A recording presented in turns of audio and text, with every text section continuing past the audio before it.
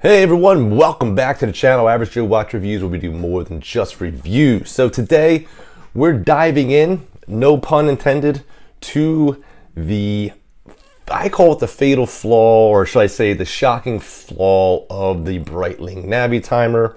And this is something that many potential buyers overlook. So without any further ado, let's get into it. So what is the shocking, fatal flaw of the Breitling Navitimer? Before you go ahead and buy one, you're definitely going to want to watch this video. As a bonus, there's actually a second flaw of this watch that you must know, but you're going to have to stay until the end of the video. Oh, come on! This second flaw is probably just as much, if not more, aggravating than the first one. So stay tuned. I actually have a Breitling Navitimer reference number A23322. This one here is from 2007. This video actually applies to every single Navitimer, at least from Breitling, that has ever been produced. So with the Breitling Navitimer, you're getting 30 meters of water resistance, which equates to just around 100 feet. That means that you cannot swim with this, you can't dive with it. And even if you are going out in the rain, you're washing your hands, you definitely want to dry this off, because the water resistance on this is not very good. Now Sinn, on the other hand, bought the rights to the Navitimer for quite a few years. Sinn was able to come up with a crown, and then they were able to activate with a screw down crown mechanism. And I'm going to show you. And this is not the same thing here, but I'm just showing you just an example of what Sinn pretty much did. They had an inner rotating bezel, and then what you could do is you could then screw down the crown, and that would give you your water resistance, and then therefore they were able to bump up the water resistance on their version of the Navitimer.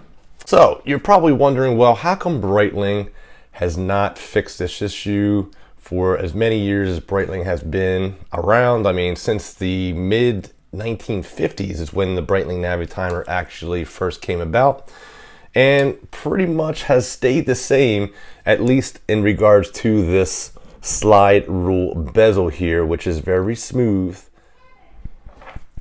So with a diver watch, you can literally take this bezel, this entire mechanism off. This part here, this can come off, and you can still submerge the watch, because this mechanism is separate from the enclosed dial. The dial is enclosed with the sapphire and a gasket, so there's no movement within the dial itself. However, or should I say with the bezel. However, when you look at the Navitimer, when you move this, the entire crystal moves.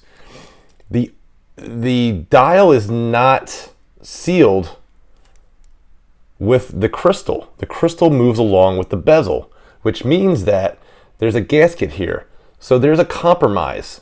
You can actually get water leaking through into the dial, as opposed to the design with the divers, where the bezel is separate from the sealed sapphire crystal, which doesn't move.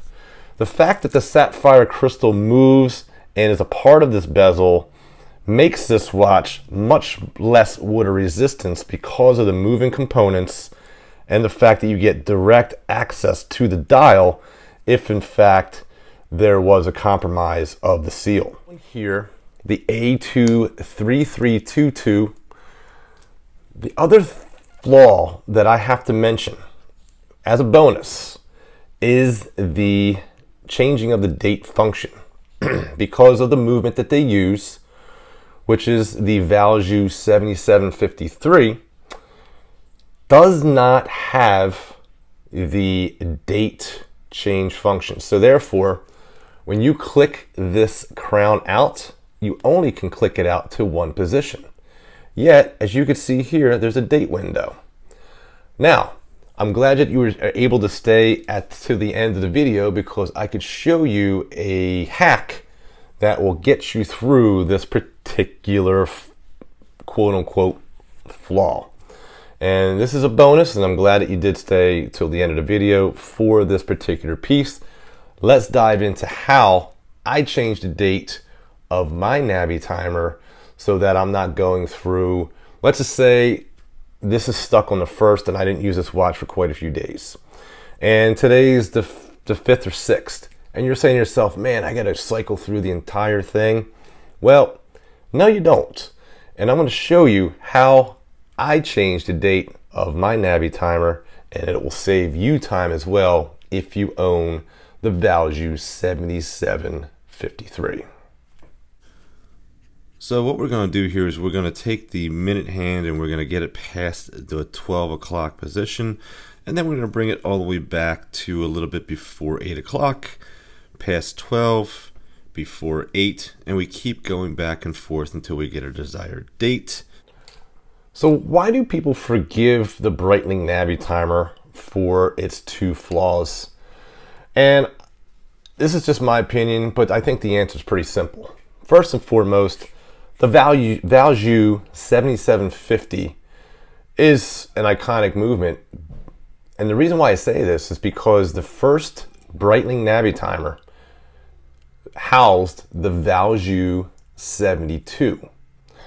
So staying true to its roots, they put a AvgJoe movement into even this particular watch here and a lot of the other Breitling Navitimers that you see. Today, they now house a true in-house Breitling movement.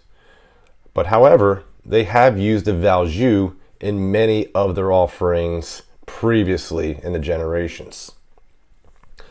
Point number 2 is in regards to this slide rule bezel. Again, the original Breitling Navitimer from 1954-ish included this slide rule bezel.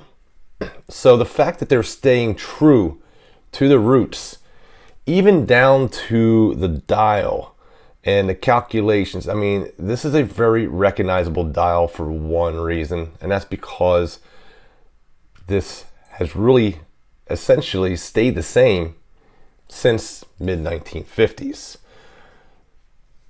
So in that case, I think people forgive because there's that true to the original. Being true to the original, a lot of people can forgive because they still feel like they have the original, but a more modern version. A lot of people could also say, yeah, well, that's just a really bad excuse and lets Breitling off the hook for kind of cheapening out and not putting money into engineering a better watch. People would say that they should have went the Zen way and should have had the internal bezel rotate with a crown. Zen was able to do that and of course bump up the water resistance. However, to the truest, the people that really look at a watch and say, well, that's not true to the original, the purists will say, I'm not interested. So you're going to have arguments on each side, and I would love to hear what your guys' opinion is down below. Are you more of a purist that likes the slide rule despite its lack of water resistance, or would you prefer that they went the route the Zen did and put a little crown here to actually maneuver the internal bezel or the slide rule, but then bump up the water resistance? I'd like to hear your guys' opinion down below. And also, if you could chime in on regards to, should they have stayed true to the AvgJoe, or do you think they should have put a different movement in here so that the date change would have been something that is true with this watch? Me personally, I like the fact that we have this particular movement in here. and that I have to do the hack, because to me, it's an icebreaker, it's a party trick, and it's something that even the enthusiast out there may not know. So it allows me to take the watch off the wrist and show you guys a little trick that you may not have known, and also a little bit of a fact in regards to the movement and the fact that Breitling overlooked that to stay true to the roots. So again, my 2 cents. You guys can keep the change. Thank you so much for joining me. God bless, and I'll see you guys next time on Average Joe Watch Reviews.